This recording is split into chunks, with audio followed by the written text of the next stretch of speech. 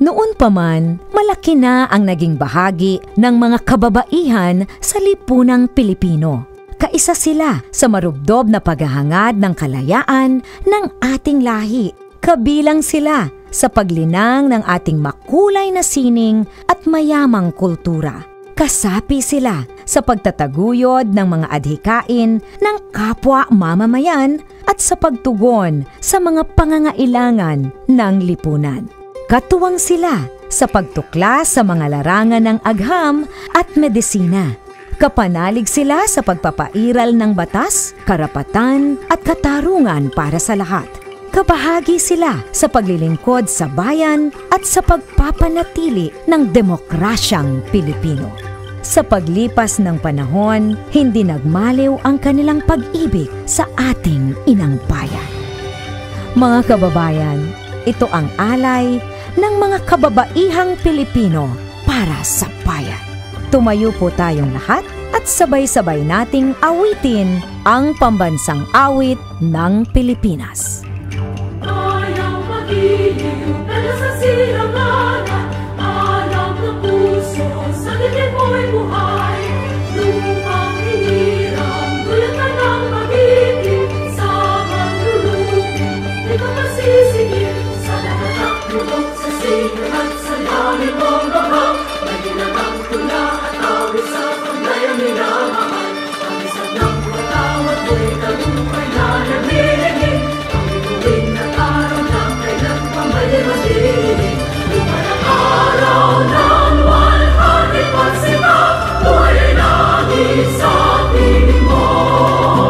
Ang higaya na pagpay makahamit, ang mamatay ng dahil sa'yo.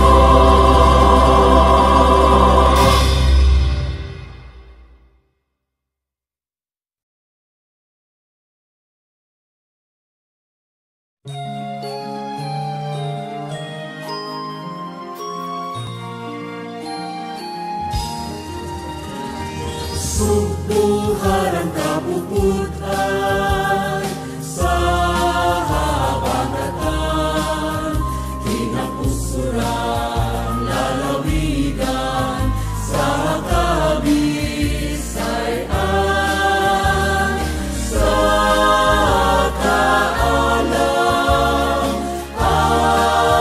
adunahan, sa among gugmaot lumog kanunay halaran.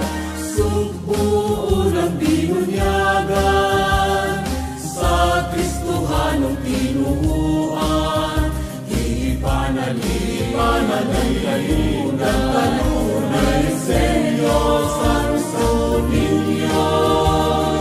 Makasaysayanon, maabi-abihon, madanihulog ang ay kagayon nga ipasigarbo.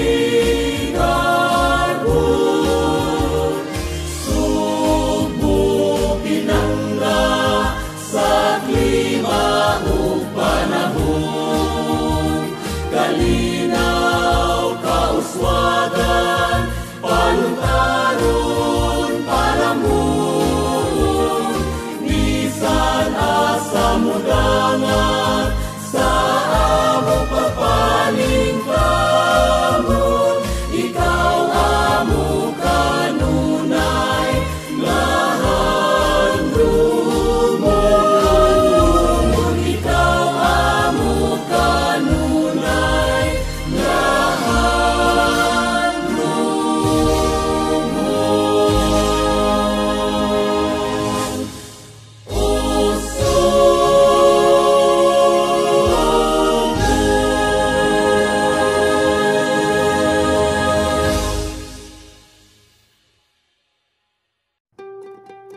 Noon pa man, malaki na ang naging bahagi ng mga kababaihan sa lipunang Pilipino.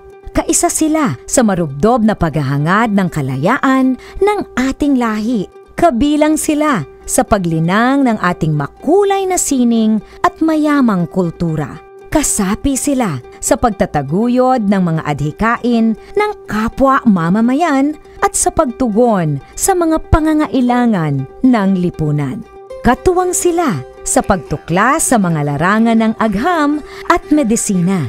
Kapanalig sila sa pagpapairal ng batas, karapatan at katarungan para sa lahat. Kabahagi sila sa paglilingkod sa bayan at sa pagpapanatili ng demokrasya.